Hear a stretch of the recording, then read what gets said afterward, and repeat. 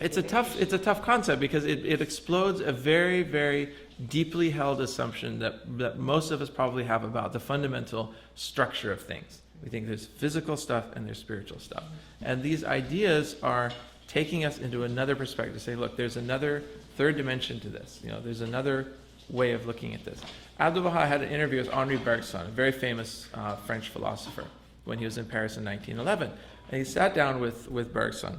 And this is only in Persian. It hasn't been translated into English. And Abdu'l-Baha basically says to Bergson, he opens up by saying, look, you and I are not all that different. He said the philosophers and the divine philosophers, the people of God. He said we're all talking about the same thing. He said it's just that the philosophers have investigated nature and they've called it nature, and the divine philosophers have investigated the same thing and they've called it the primal will. But it's just a matter of terminology. We stick labels on things, and those labels take on a life of their own. And one of the labels we stick on something is nature. And another label we stick on something, and there's nothing to stick it on really, is God's will. And Baha'u'llah tells us in the Tablet of Wisdom that nature and God's will are the same thing. And once you unite those two, that is a whole different, that is a completely different direction that you go from that point forward.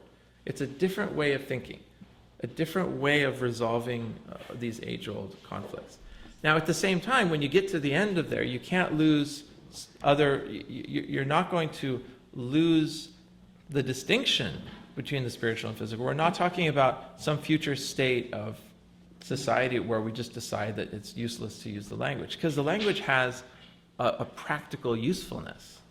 I mean, it's always practically useful to think of a spiritual life versus a materially directed life.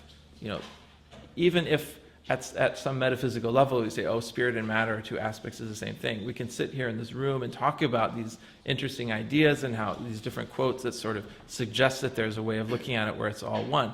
But when you actually go out into the world and decide, do I do this or do that, it's very helpful to think, well, what would be the spiritual thing to do? And what would be the materialistic thing to do? I mean, the usefulness and reality of it remains at the level of ethics, at the level of action. But at the level of metaphysics, at the level of ontology and so forth, we're looking at, I think, more of a monistic picture than a dualistic picture, or an idea of oneness being the ultimate. Yes? It just seems like a similar attitude towards the non-existence of evil. We use good and evil. Yes. And even Baha'u'llah talks about good and evil, and yet, in reality, that's a great example. Such Yeah. thing as evil, because right. If they're relative. Take that to science. There's a zero, like in terms of temperature. There's no negative. When you get down to absolute. Temperature zero, is another great example. Yeah. There's no absolute. Yeah. There's only complete zero, and then everything else is positive above that. Yeah. There's only absence of. You can talk about cold as the absence of heat. But we still use the terminology so that we can explain things in the world. Right. You still use the terminology. We have time for our convenience. And even though Abdu'l-Baha said good and evil are relative, and we think of things that are evil to us, a scorpion, a mosquito, they're evil to us, but in their own realm, a scorpion is good in his own realm, it's relative to us that certain things are good or bad. Now, realizing that, and realizing that there is no absolute, this is good and that's bad. And Baha'u'llah takes this actually in the same Tabernacle of Unity. There's some really good stuff in that volume. Baha'u'llah says, upon no thing hath it been written, this is permitted or this is unlawful. And he gives the example of the drinking of wine. I don't know if you've read this tablet. He says, some people consider the drinking of wine to be evil and unlawful and an eternal thing. He says, and these people would Baha'u'llah says, would protest if I were to tell them that one day it would be made lawful. Because they don't see the reality that what's good and what's bad in any given time period is relative to the particular exigencies of that day. So drinking wine in this day and age probably given that social consequences and all the bad things that result from it is forbidden in the law of God. But Baha'u'llah himself says it could be made lawful someday. So that's a further example of where we often think in terms of absolutes, and good and evil is a great example of that. But even after realizing that it's relative, it still doesn't take you out of the fact that we are in a certain time and place and certain things apply. So it's still useful to talk about things being good and evil. Even you could get into a philosophical discussion, evil doesn't exist. But when you're facing it, when you're facing actions that are evil, when you're studying the Holocaust or something like that, yeah, it's an appropriate word to use. And so forth. So, yeah. This is for later, but I don't want to forget it. Can you explain in a prayer the evil whisperer, what that means? Later. Not now. But I just was thinking. In a sentence, the evil whisperer, it's just shaitan, the Satan sometimes. It's referred to as Satan, although it's not an actual person. There's a letter of the Guardian where he says it's the insistent self. Yeah. I was just going to say, perspective. So it's like we're all, humanity and everybody is mice in a maze running around here to get this. Yeah, to get into the third observation dimension. here. Yeah, we're lost in this maze. Yeah. Okay, so this was a little bit of a digression. How did we get here? Laws, where are we? Page 18 or 19 or something? Yes, let it not be imagined. So we're right around there. Okay, so Abdu'l-Baha is talking about the requirements of the elected ministers, how they need to be God-fearing and learned. We're going to get into the detailed qualities of the spiritually learned in another dozen or so pages. Before he does that, though, because he's talking about all the requirements from the Shah, all the way down. He refers to a few themes. He says, bottom of page 19, he says, were it not our purpose to be brief and to develop our primary subject, we would set down a summary of themes from the divine world as to the reality of man and his high station and the surpassing value and worth of the human race. Let this be for another time. The highest station, then in the next paragraph, begins a sort of a summary of the different ranks in society and how certain responsibilities are associated with each rank in society. And he begins by assigning the topmost rank on page 20 to that of the prophets of God. And then the next most rank is those just kings in the middle of that paragraph, whose fame as protectors of the people and dispensers of divine justice has filled the world. And then the next rank at the bottom of page 20 are those eminent and honorable ministers of state and representatives who place the will of God above their own, and so forth. And then the next rank down in the middle of page 21 are those famed and accomplished men of learning, possessed of praiseworthy qualities and vast erudition, who lay hold on the strong handle of the fear of God and keep to the ways of salvation. And then the next rank down in page 22, again, there are sagacious leaders among the people and influential personalities throughout the country who constitute the pillars of the state. So he talks about these various ranks in society and how those who are elected to parliaments and serve in that particular rank must be sincere. This is page 23. And he has a quick comment about wealth on page 24, that wealth is praiseworthy in the highest degree if it's acquired for an individual's own efforts and by the grace of God. Most commendable provided the entire population is wealthy. So when we talk about elimination of extremes of wealth and poverty, if everyone can be extremely wealthy, why would we want to eliminate that particular extreme? We want to eliminate extremes of poverty. Then this leads on page 25 to a few pages of justifying the borrowing of ideas from the outside. So in the context of this whole section, which is on the importance of modernization, but also starting to lay down some of the spiritual principles underlying those people who are responsible for this process, and he's going to get into those more in a few pages. he further justifies the borrowing of ideas from the outside. Outside. From the outside of Persia. And so page 26, he gives example, for instance, there's a hadith of Muhammad who says, seek after knowledge even unto China. That's very often quoted even today. And he refers at page 26 and 27 examples of Muhammad himself during, as recounted in the Quran, getting certain ideas which were given to him, not revealed to him, but certain ideas that were given to him, like in a battle, someone said, hey, why don't you go dig this ditch? That's an example of, in the Quran of, well, Muhammad himself didn't need a special revelation to do that. It's something that was suggested to him by some of his followers. So Abdu'l-Baha is building the case to, well, maybe similarly, we don't have to self-generate everything that we do within the confines of Persia, but we can actually look outside and get ideas from the outside. So that happens for a few pages. Then we get into the main section, which is page 32. And it sort of happens, it's not given a special big divider with a big capital letter, as it is in some other, what seems to be more arbitrary divisions in the text.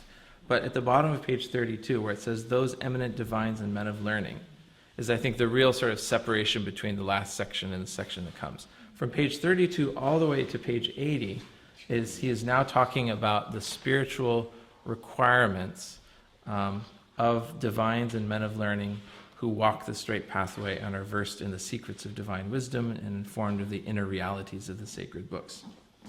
So he talks about how these spiritually learned are lamps of guidance. They have certain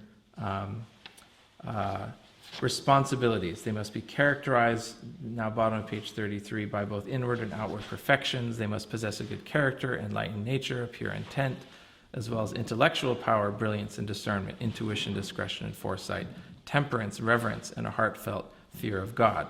Then he quotes an authoritative tradition, a hadith, in the middle of page 34, and this provides the organizing principle for most of the rest of the book. And the hadith goes as follows. As for him who is one of the learned, he must guard himself, defend his faith, oppose his passions, and obey the commandments of his Lord. It is then the duty of the people to pattern themselves after him.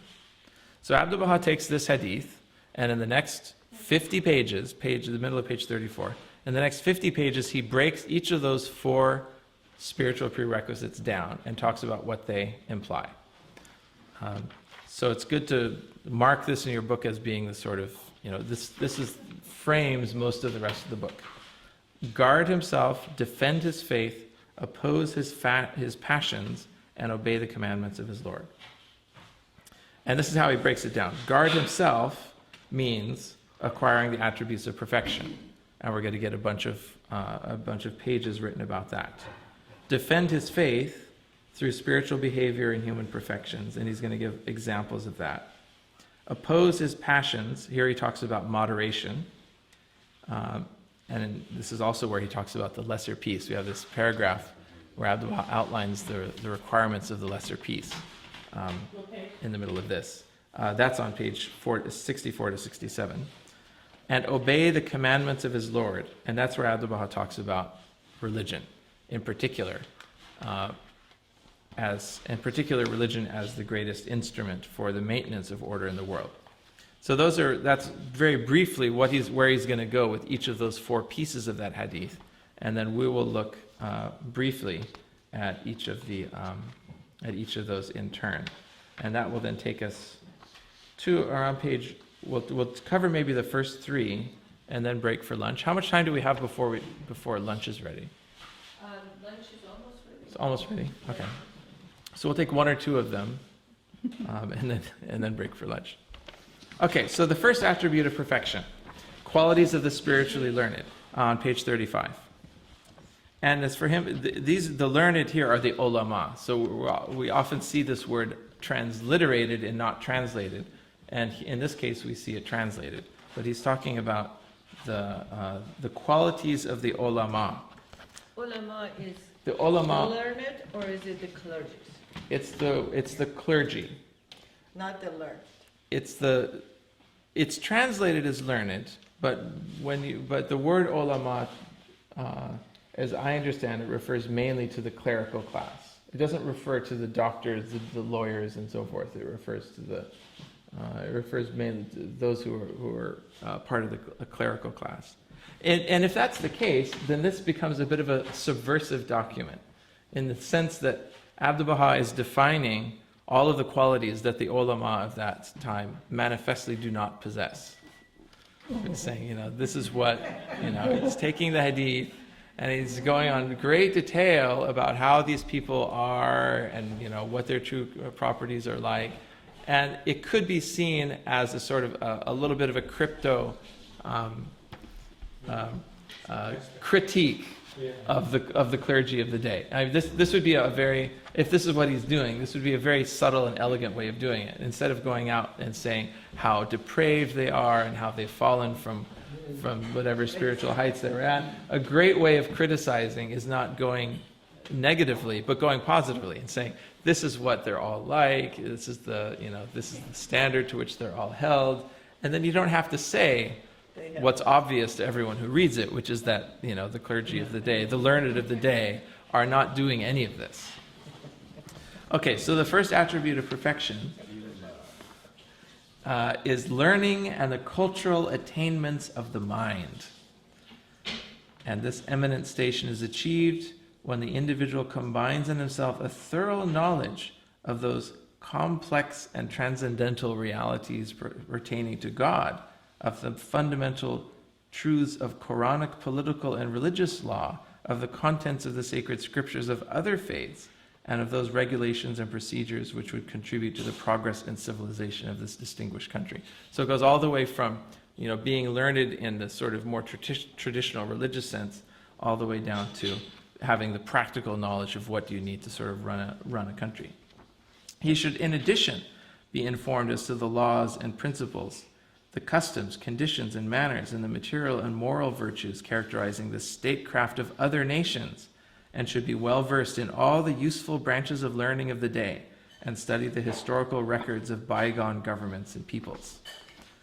So you should have an outward orientation, see what's going on beyond the borders of your country, be aware of history.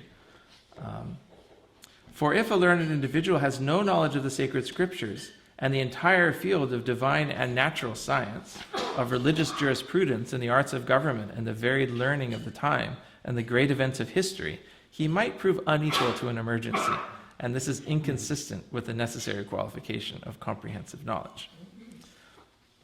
So that's the first of the qualities of the spiritually learned. And then he talks about, sort of on this theme, he talks about how those learned people who are should be connected to the ruling of the state in some sense, and so he gives a suggestion on page 37, which I don't think was followed up on, but sort of suggests to the people of Persia to establish a body of scholars, the various groups of whose membership would each be expert in one of the aforementioned branches of knowledge. This body should, with the greatest energy and vigor, deliberate as to all present and future requirements and bring about equilibrium and order. So he makes this interesting suggestion to try to make sure that people in decision-making capacities are learned, and that they aren't just there for political reasons or because of who their father was or something like that. But he wants to propose to make, all the knowledge and the cultural attainments that he's listed, somehow hardwire that into the structure of the government, so that the input of these people can be felt. It's also interesting, just a little bit above, at least from my perspective here, where it talks about the Muslim and the Christian and the dialogue between the two, and that it's important to be knowledgeable about the other person's religion, so that you can engage with them in an intelligent manner. You can kind of feel the underlying thing about the attitude of the Muslim authorities to the Mhm. Babis, for example, Mm-hmm. and of course in the coming development of the Baha'i revelation. Mm-hmm. Mm-hmm. Yeah.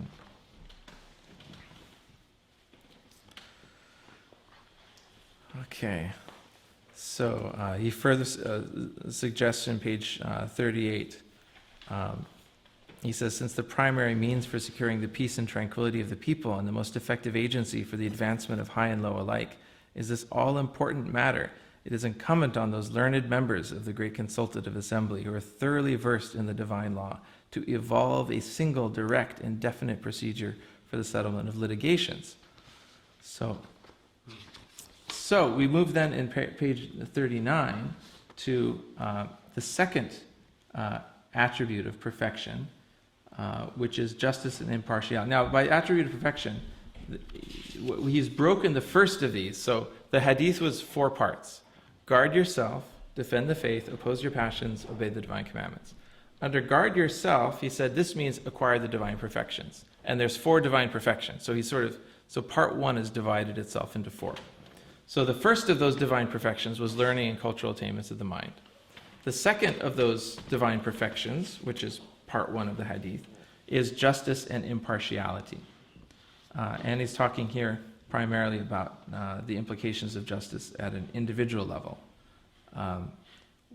Sometimes there's a word, I should have checked the original to see what the word here for justice is, but it might have been ensaf. There's 2 words in the original which sometimes are translated as justice.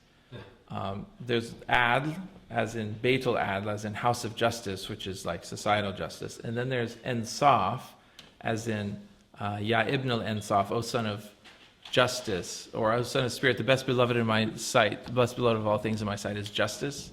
The second hidden word from the Arabic talks about justice more in the sort of personal dimension. I think Abdu'l-Baha here is talking about justice more in that personal sense.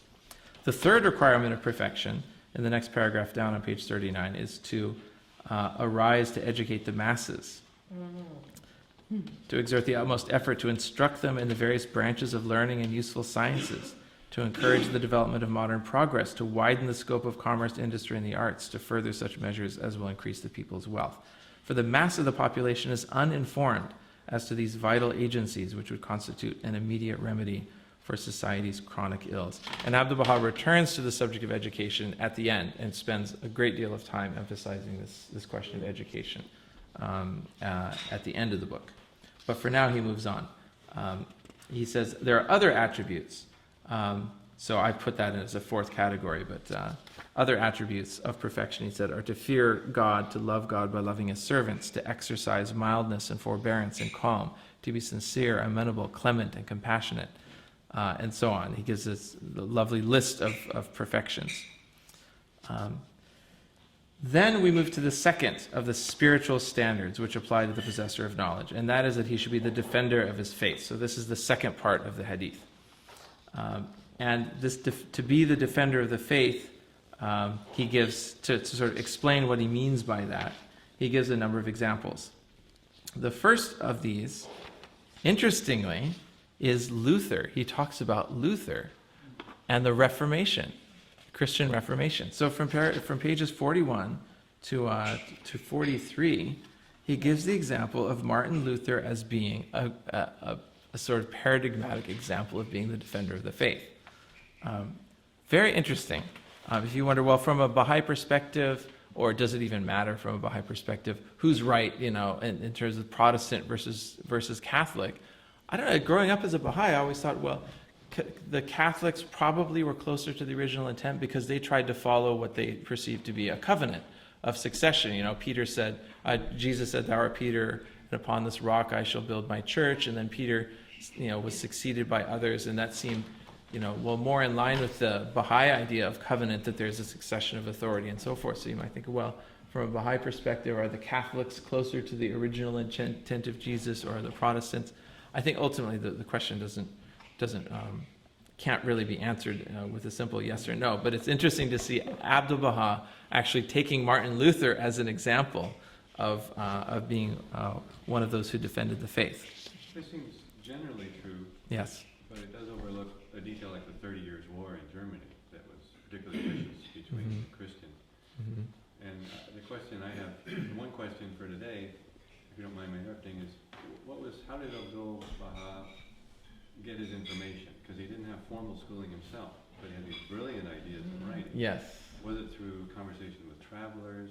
What was his means of information? He had, well, that would have been some of it.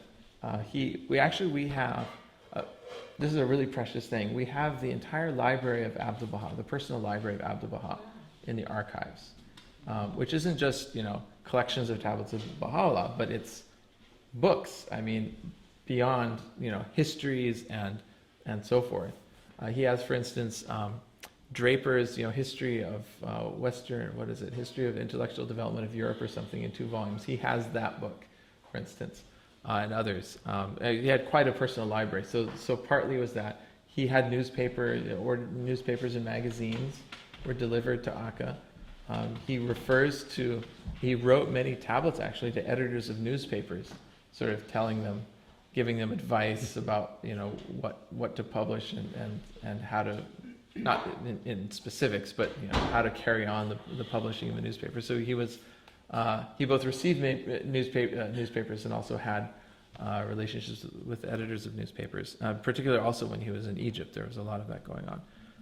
When he was in this would have been far before his trip to the U.S., but there would have been a huge amount of exchange at that time as well. The U.S. and Europe and Egypt, those 3 years that he spent, there was a lot of exchange. But in 1875, it's a good question. What was the source of his information, for instance, about Luther? For example, there's a question that's come up in the past, and the research department, I know, has been hard-pressed to answer what is meant by that. Because at the bottom of page 41, it said, 15 centuries after Christ, it said Luther, it's right up there at the top, who was originally one of the 12 members of a Catholic religious body at the center of the papal government. I mean, as far as we know, that doesn't correspond to any historical reality we're aware of. He wasn't a cardinal or a member of the Catholic hierarchy, and there's no 12-member body we're aware of that, So that's an interesting, yes, Hassan. I have an answer for your question. Mr. Jose, if you heard of him, he's a Holocaust. He gave a talk in Shiraz once, and he said, where the knowledge of Abdu'l-Baha came from.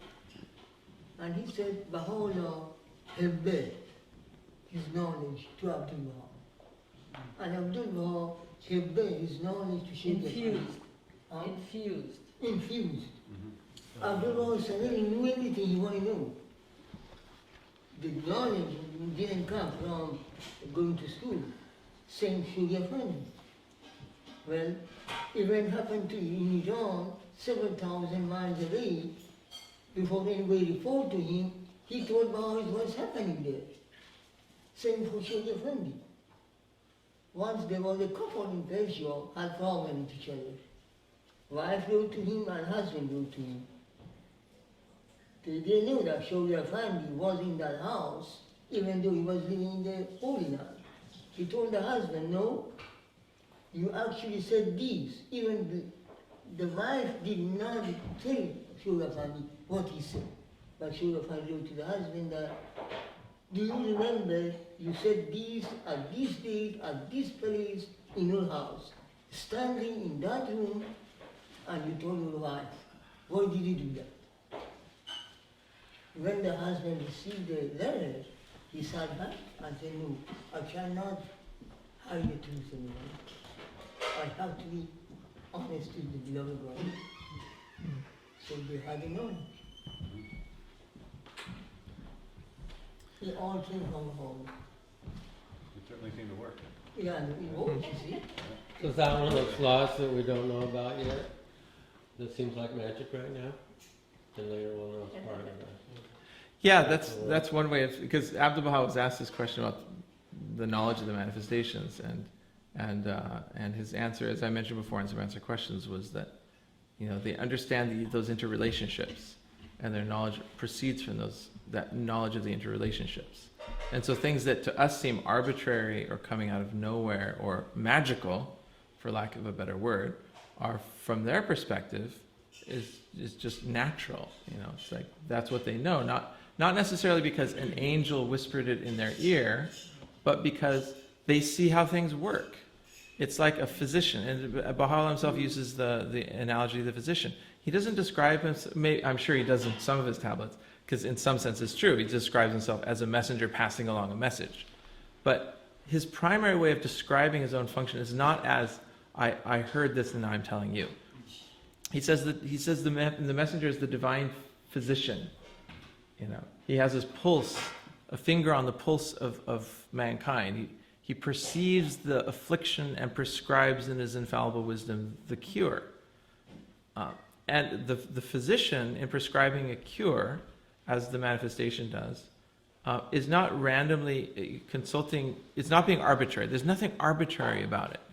I mean, they look, they see, they analyze, they understand how the body operates, they understand what sorts of sicknesses it's prey to, and they know the whole pharmacopoeia of cures and remedies that can help that cure. And so when they prescribe the remedy, it's not because, they consulted another physician or somehow, the answer just came to them magically. It came to them because they understand how the body works. But as far as Martin Luther, some point of history, that would be coming in a different way. Well, in regard to this point of history, that's sort of an interesting one because, and this would actually open a whole bigger topic, and that is, we know Abdu'l-Baha was obviously inspired, and these ideas he has about everything. I mean, including this idea about interconnections and so forth. These are seeds of vastly different and new ways of thinking. When it comes to particular historical points, if Abdu'l-Baha says Luther was originally a member or one of the 12 members of the Catholic religious body at the center of the papal government, and that turns out not to be the case, what do we do with that? Because it's not the case. I mean, a lot of research has been done investigating whether such a body existed and whether Luther could have existed. People have looked into the history and everything, and it's not the case. So Abdu'l-Baha must have had a source of information that he was relating in this work. And he says, later on, initiated the Protestant religious belief. Right, that part is true, yes, because he was the sort of the spark of the Reformation. Right. But the first half of it, as far as we know, is not the case. So does that invalidate everything he said? I don't think so. I mean, Detail without a footnote. it's a detail that actually doesn't, in the end, it doesn't, Doesn't matter. No, I believe But- that in Yeah, that stage thank he you. said. If he didn't, Abdu'l-Baha wouldn't talk about it. Yeah? Oh, I was going to say that also, just by looking at history, already at that point, the Catholic Church had split up the Greek and the Roman Orthodox. Yes. And then also there was one point where there were 3 popes, at war with each other. Yeah. One in France, one Yes. in Rome, Yes. and I forget exactly where the other one. Yeah, at one point. Yeah. There were And 3. So I think the authority of the church, and the corruption that was affecting the entire structure and so on, Yeah. has weakened things up so much that it could be open for question. Yeah. And then the Protestant groups emerged as a result of the emerging kingdoms Yeah. in Europe that were all contending with the Pope. And so it was in their interest to have, their particular guy who had Yeah. emerged as a religious leader to be able to break away from the Catholic Church. Yeah. And so that gave rise also to the present Reformation. That's why then this phrase here, it's not of great consequence. Yeah. Yeah. So anyway, this in any case, this whole example of Luther is just one small example in a much larger point that he's making. Yes. Was this just like a subtle hint towards Sunni and Shia? I don't know. It's possible. Yeah. Why would he bring this? Because it's sort of out of nowhere. Right. I mean, the And at that people he's time- addressing may never have heard of Martin Luther. But So at that time, Sunni and Shia yeah. branches were forming, right? Yeah, it's possible that this was a way of addressing that. Yeah. Beauty, Yeah. So anyway, so he mentions Luther on pages 41 to 43. He he mentions another example of the apostles of Christ as defending the faith through their spiritual behavior. This is pages 44 to 46. He mentions, in the course of doing this, he mentions a very sort of fundamental point about what the purpose of the divine law is. This is the bottom middle of page 46. He says the primary purpose in revealing the divine law is to bring about happiness in the afterlife and civilization and the refinement of character in this. Sort of a nice, if you're looking for these little sentences and summaries of the whole thing, this is the big picture. That's one of them. And then the next page 46, and this actually takes us all the way 46 to 52, is another story to a close because you're out of tape and because we want to have lunch. Ends this section with sort of lamenting the present dark state of Islam.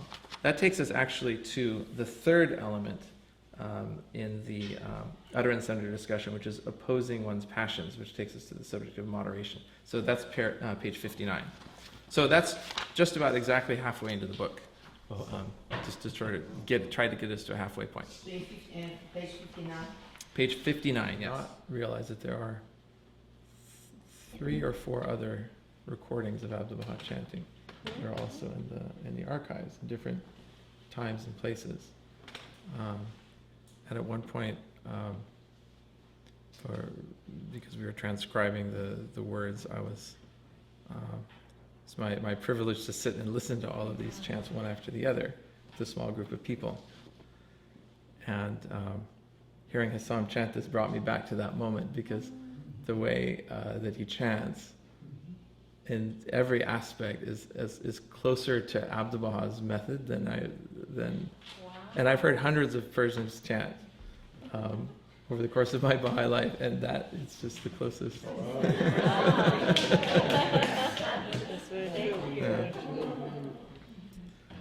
Steve, as you know, is the most special. The jewel we have here. I have to tell you this story. We were on pilgrimage just recently, and we were in the house of Abdu'l-Baha. A surprise, a big gift from the House of Justice. Mr. Jawad, he said, please all rise.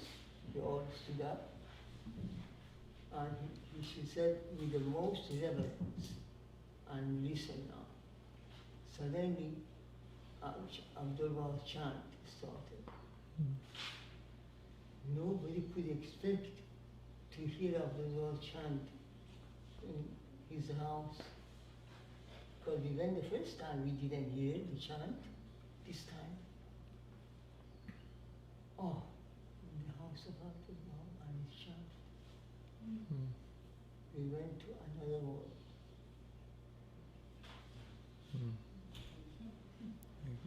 The context of Abdu'l-Baha's laying out the sort of requirements of divine civilization, and we'll recall that the sort of context of this is talking about the parliament. He's saying, the Shah is proposing his reforms, it's now in the hands of the parliament.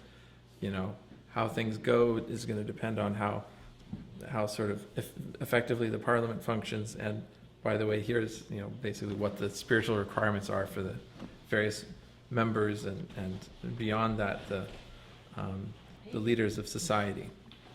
And so he's listing out, taking as a point of departure this tradition of Islam, and he's using it as Baha'u'llah did with the 7 valleys, taking an existing form and pouring new meaning into it. And as Baha'u'llah took the idea of the map of 7 spiritual stages on the quest to reunion with the One, and he used as a map Attar's Conference of the Birds, hundreds of years old, but that same sort of formula Baha'u'llah took and recrafted and sort of turned it into a new thing. It turned it into a means of conveying new truths.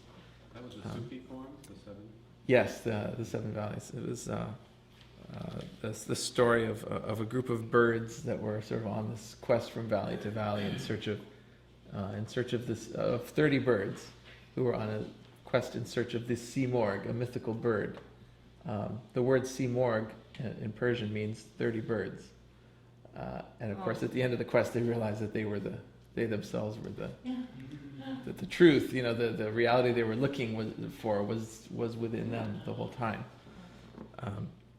So that, anyway, that's a bit off the topic. But Abdu'l-Baha does a similar thing. You know, with he takes a hadith and he just sort of expands on it.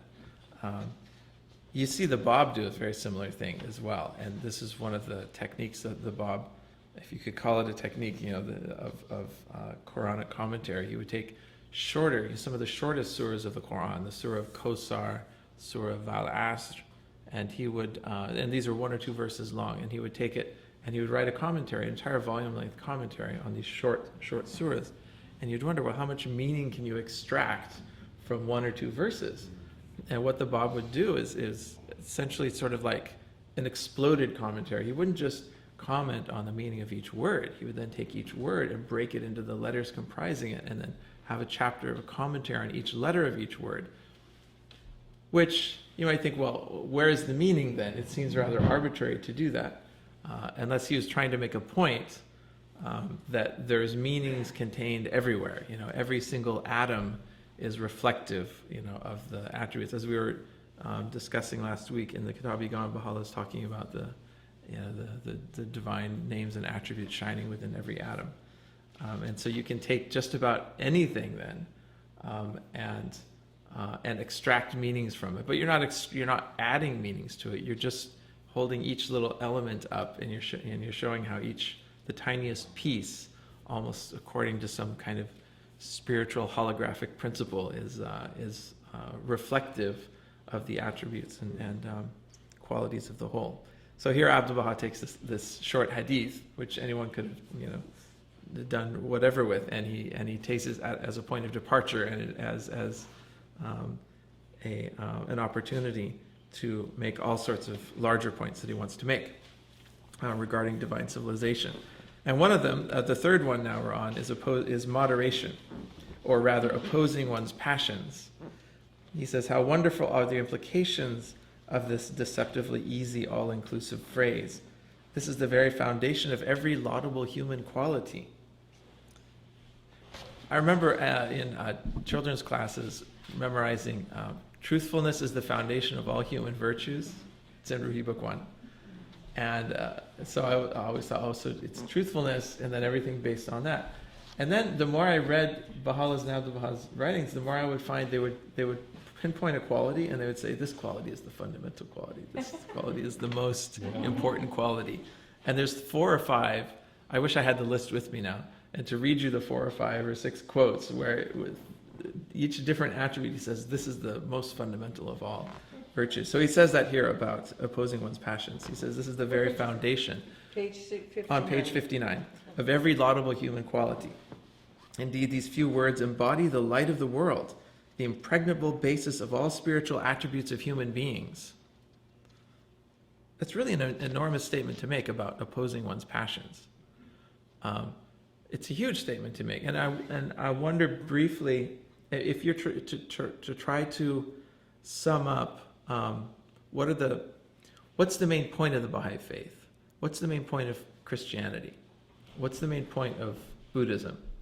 And you can't do it without some distortion. But you could say, for most Christians, there's a basic problem that's being addressed, and there's a solution to the problem. And for Christianity, for most people, they would say the problem is sin. And the solution is redemption, in particular, the blood redemption of Jesus on the cross. For most Buddhists, you'd say, well, what's the problem, and what problem does Buddhism address? You would say, well, the problem is suffering, and Buddhism addresses suffering by the Eightfold Path and by release from suffering, release from the cycles of rebirth. If you were to ask, well, what's the basic problem addressed in the Baha'i faith, and how does it address it? I'm sure everyone in this room might have a different answer to that, and I haven't seen it written down anywhere that this is what the problem is. But I seem to remember reading this, so I'm going to sort of pass the buck on this. I think I read this in an article by Mujan Bowman, and I thought it was an interesting enough idea just to sort of relate to you. But he suggested that the problem in the Baha'i faith is that of to try to, I couldn't put it in his words, but the problem is attachment to our animal nature, and the solution is spiritual transformation. And this would go along with that. I mean, if that's really what it is, then the statement by Abdu'l-Baha about opposing one's passions he really emphasizes it and says this is very fundamental. This is the impregnable basis of all the spiritual attributes of human beings. And it seems to me like it's a plausible, if one were to try to boil it down to one plausible sentence or phrase or problem, that I think that's as likely as any other. Because this idea of of transformation, spiritual transformation from the animal condition to the transformation in terms of being characterized by the qualities of the spirit of faith. We're born into the human spirit, and we're supposed to become transformed by taking on, by being inspired by the Holy Spirit and living in the spirit of faith. We are.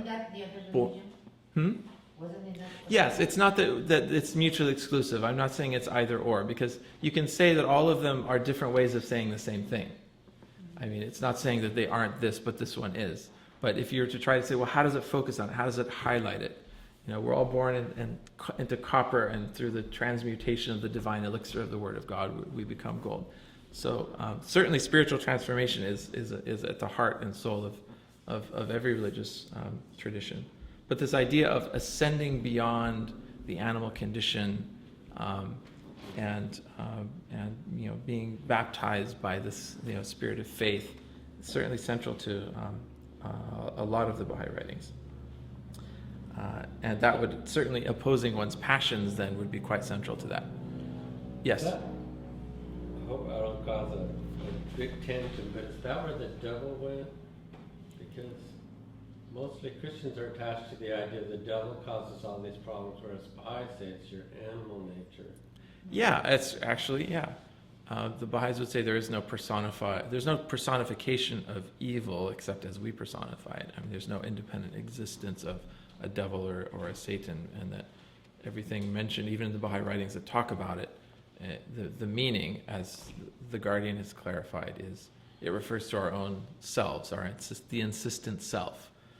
And in that sense, opposing one's passions is exactly about that. I mean, you could phrase it in Christian terms as, doing battle with the devil and overcoming and casting out the devil. I was just wondering, but it's never mentioned that way in the Bible. It's always mentioned as a person, that's the devil.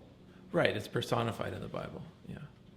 I mean, which was written 2,000 years ago to a much simpler people. Okay. Yeah. What would it be in the faith of Islam? Oh, that's a great question. So I think the solution, what's the problem and what's the solution in Islam? Maybe the problem is rebellion and the solution is submission. Off the top of my head, I don't know. Rebellion? What kind of rebellion? Against God. Oh. Yeah. What was that? Rebellion and submission.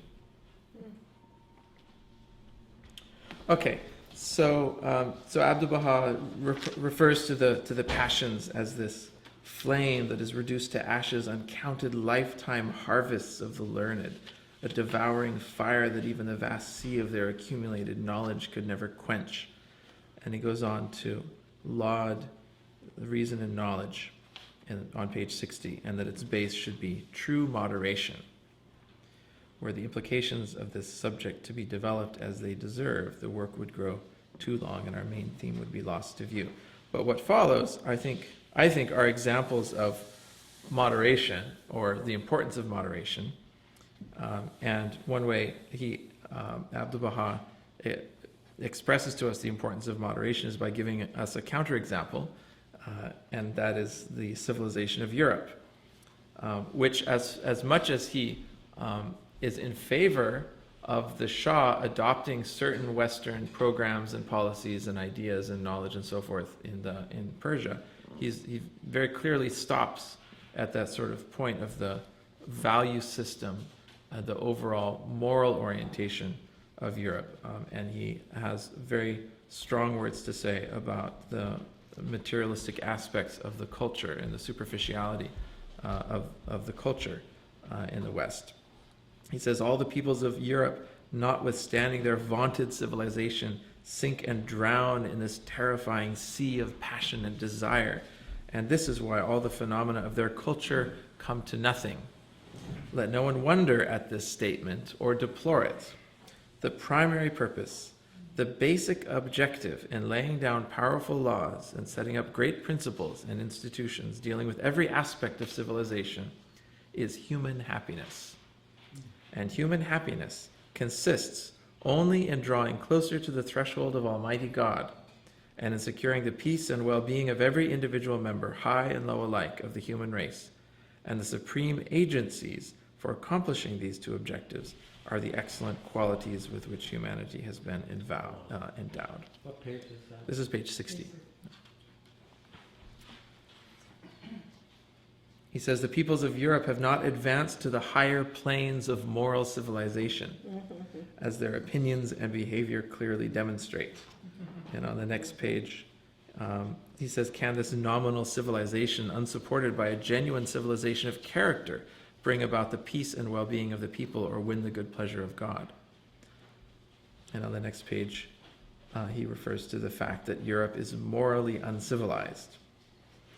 So this may be one way in which, when Baha'u'llah says this is the tree which is neither of the East nor of the West, in reference to his cause, I wonder sometimes what that means. You know, what part is from the East or what part is from the West, and what part is neither from the East nor from the West.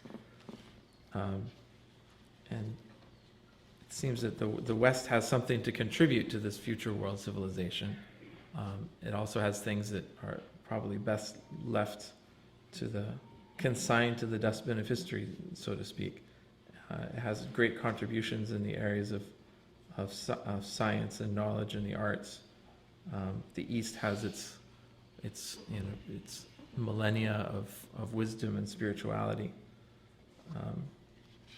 To sort of oversimplify the point, but that both are contributing branches to the tree of civilization that's Is he talking about growing. Napoleon here, on page 61? This a ruler who is fostering peace and tranquility and at the same time devoting more energy than the warmongers to the accumulation of weapons and the building up of a larger army, on the grounds that peace and harmony can only be brought about by force. I don't know who that is. Probably not Napoleon, because that was this late 1700s, and or even Napoleon III was like early 1800s. So this probably is going to be. I don't know actually. I'm not well versed enough in history of Europe in this time to know who he might have been referring to. which Napoleon was the one who received Baha'u'llah's tablets? The third.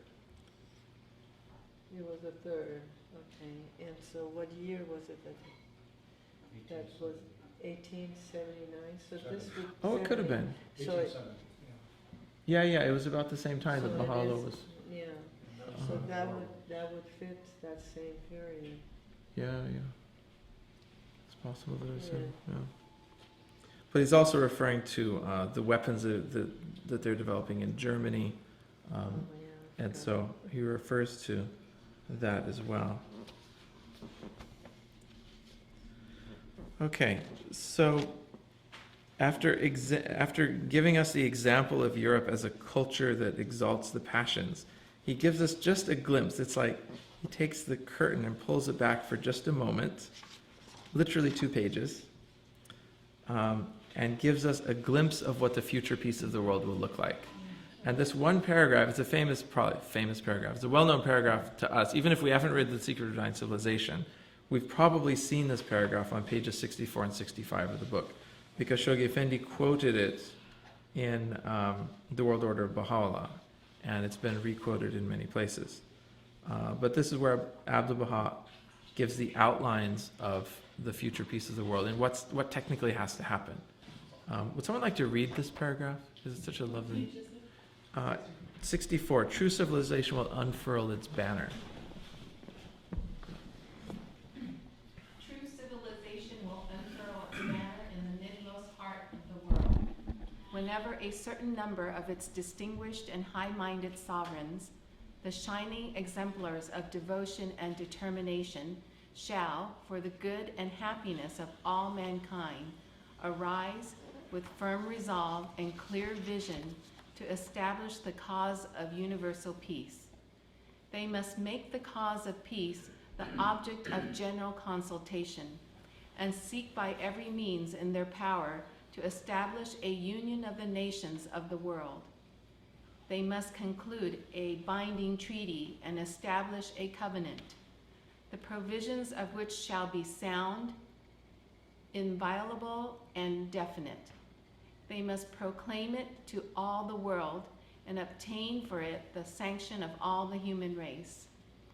This supreme and noble undertaking, the real source of the peace and well-being of all the world, should be regarded as sacred by all that dwell on earth. All the forces of humanity must be mobilized to ensure the stability and permanence of this most great covenant. In this embracing pact, the limits and frontiers of each and every nation should be clearly fixed.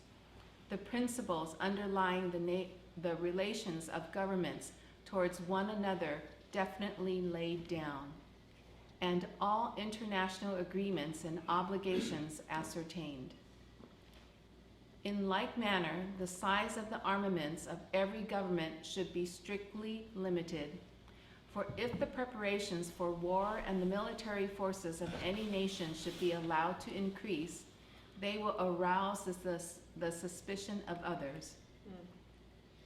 The fundamental principle underlying the solemn pact should be so fixed that if any government later violate any one of its provisions, all the governments on earth should arise to reduce it to utter submission. Nay, the human race as a whole should resolve, with every power at its disposal, to destroy that government. Should this greatest of all remedies be applied to the sick body of the world, it will assuredly recover from its ills and will remain eternally safe and secure. So, sort of in the middle of nowhere, just drops in this tour de force of a paragraph, a blueprint for the future security of the world and peace of the world based on the principle of collective security. It's really quite amazing and quite strongly worded. It says, if any government violate any of its provisions, all the governments on earth should arise to reduce it to utter submission. Nay, the human race as a whole should resolve with every power at its disposal to destroy that government. Very strong words. Baha'u'llah mentioned about destroying. About the world government, how it should be. Yeah, Baha'u'llah addressed to America, to the rulers of the United States of America and the republics therein. He said, crush the oppressor that flourisheth with the rod of the commandments of your Lord. So it's the peace that Abdu'l-Baha is proposing, that Baha'u'llah is proposing, is not the peace of pacifism.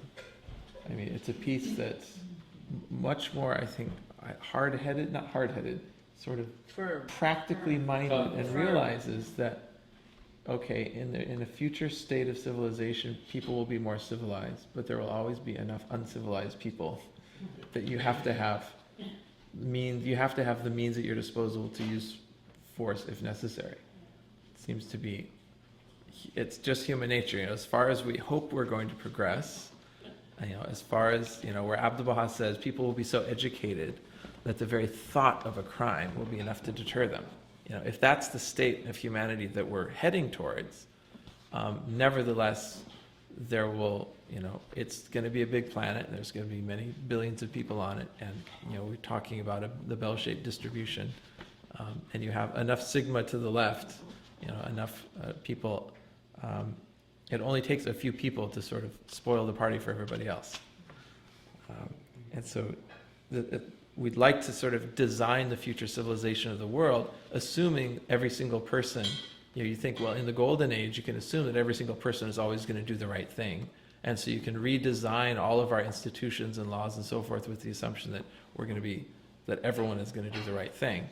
But there always has to be, this sort of, in the end, the practical reality that as far as we progress, there will be people who will try to take advantage, or people who will try to always be the possibility of violence, at least into the future that we can project. So I wonder if Abdu'l-Baha's statement on this is at all based on, and the force with which he delivers it, and the idea of all the governments arising to crush that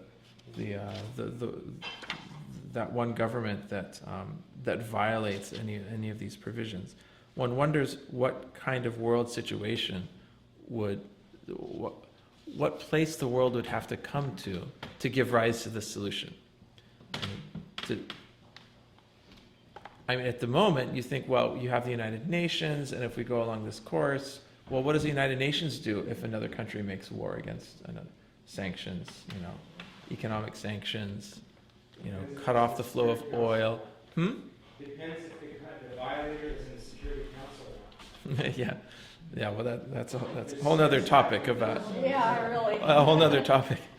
So, That's the answer to your question. yes. Abdu'l-Baha in page 67, maybe to try to suggest the direction of an answer, Abdu'l-Baha says, the apparatus of conflict will, as preparations go on at their present rate, reach the point where war will become something intolerable to mankind. So he's suggesting there'll be a state where we're sort of forced into it, where things are going to get so bad that we're going to have to take very strong measures to ensure the peace of the world. This principle of collective security is going to have to be enforced with a real sort of stick behind it. There's another pilgrim note this time by Abdu'l-Baha, who said something to, I think it was Varga, and it's related in Masabih Hadayat, but it's quoted by Taherzadeh in volume 1 of the Revelation of Baha'u'llah. And although Taherzadeh says, he never gives quotation marks around these things, where he says in a tablet Baha'u'llah says this, or in a pilgrim note he says this. Taherzadeh often actually gives you the whole quote, but he just takes away the quotation marks. And this is the case here, where in volume 1 he talks about this time where Baha'u'llah spoke to Varga and was asked how his cause will come to be accepted in the world in the future. Has anyone heard this? Does anybody know what I'm going to say? You just read it the other day? It's incredible. So you know where I'm going with this? Yes. So Baha'u'llah says, according to Varga, Baha'u'llah said that there will be wars, conflict, to the point where it becomes intolerable. Mankind will get absolutely sick of it. Everyone's going to be suffering. And it's a very loose paraphrase. And they're going to ask, what brought us to this point? And they're going to decide that it was religion. And so the people of the world will unite to try to extirpate religion from the face of the earth. Oh my God. And that's going to go on for a while until they realize that people need religion, that they can't do without it. And at that point, they're going to say, okay, well, let's look at the existing religions. Let's do some research and figure out. And at that point, they're going to discover the faith. And at that point, it will become universally adopted. To the extent that that's, a true pilgrim note, that's an absolutely astonishing sort of sequence of events and, vision of how things unfold in the future. So different from what we might have thought, that, well, we're gradually going to grow, we're going to multiply our assemblies, we're going to transform neighborhoods, we're going to, put in process all these engines of growth, and then entry by troops is going to come and all of that. This story is a very different story. This is like, it's going to happen to us. It's going to happen from the outside. It's going to be, something's going to happen in the world to change events so that, the faith becomes recognized and its potential finally becomes realized.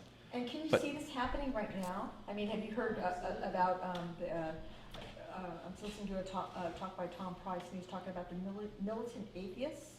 You've heard about this? Yeah. Right. Oh, yeah. Who are out trying to convert people to atheism. Yes. And since 2006 to 2012 or 13, he said that it grew just a ridiculous, like doubled, you know, and then I don't know about you guys, but I sure see a lot of evidence of young people, you know, really condemning religion. I mean, so many movies right now are just like, oh my gosh, how can we possibly believe, you know what I mean? Yeah. Religion down. I mean, yeah. Even Cosmos, my favorite TV show from when I was little, Carl Sagan's Cosmos, the reboot, the new host of Cosmos, it seems to be looking for all sorts of opportunities to sort of take jabs at religion. It's sort of, and that wouldn't have been, 30 years ago, that wouldn't have been so PC, but now it's, a lot of people don't think twice about it. And yeah, since 2006, there have been a series of New York Times best-selling books by very prominent scholars and public figures who've gone on lecture tours and had very high-profile debates with, and they're winning all the debates. They're winning all the debates because what are they battling against? They're battling against the sort of the old ways of thinking, which are no longer a consonant to the needs of society. There's no one who can argue against the points that they're making. That because they're looking at the culture of religion today around the world, and they say, look what it's bringing us. Look how it's suppressing human potential. Look how it's against freedom and progress and all the great things that that civilization has brought us. Look how it. Anyway, the list goes on, and then they attack the idea of belief in God. Say the whole idea of belief in God. All the proofs for the existence of God. They disprove all the proofs and say people have thought God exists because of this and this and this, and well, these are the counter arguments to all the proofs for God's existence.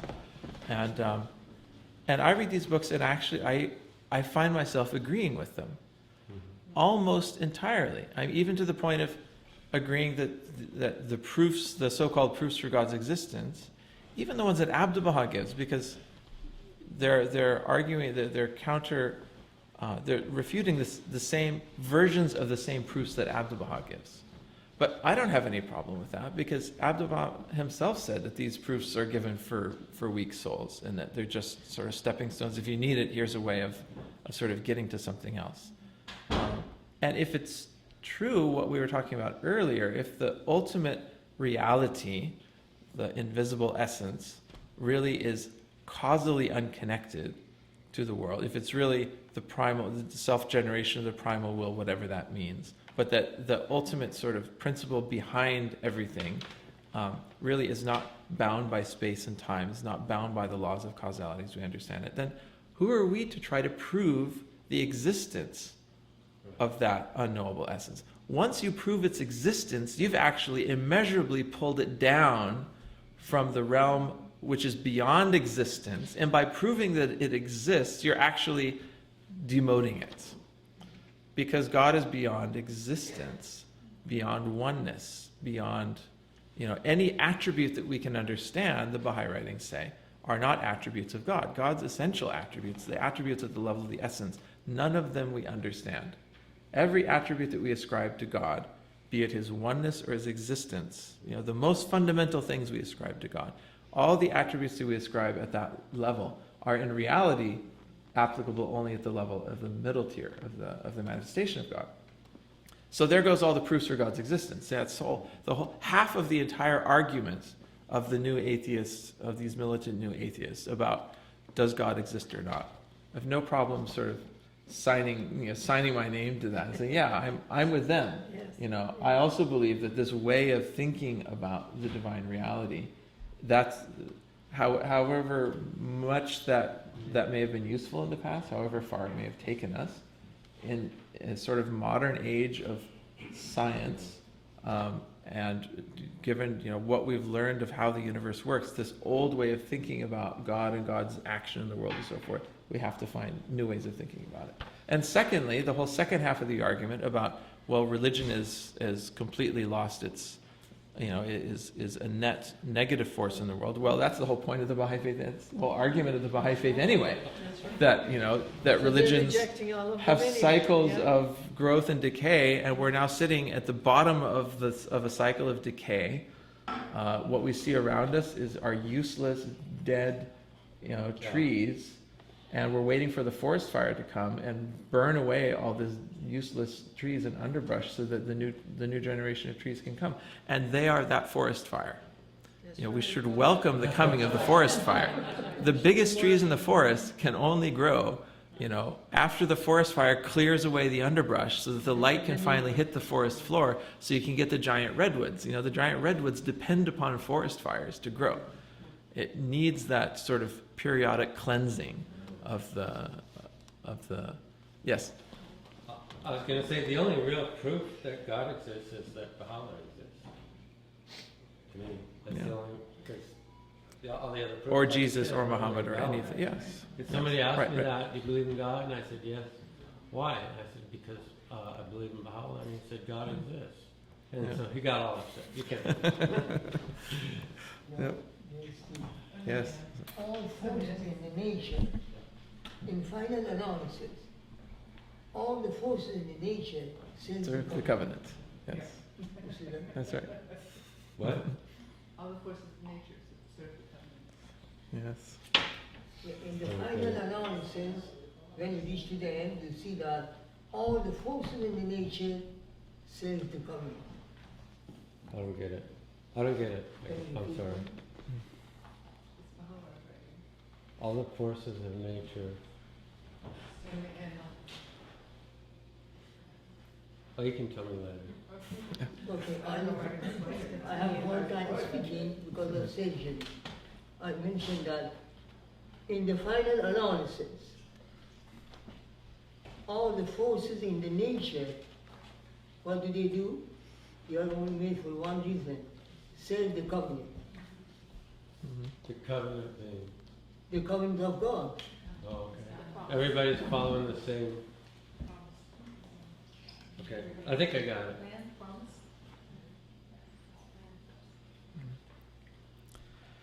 So after getting an outline of the future peace of the world and being assured that the point will be reached where war will become something intolerable,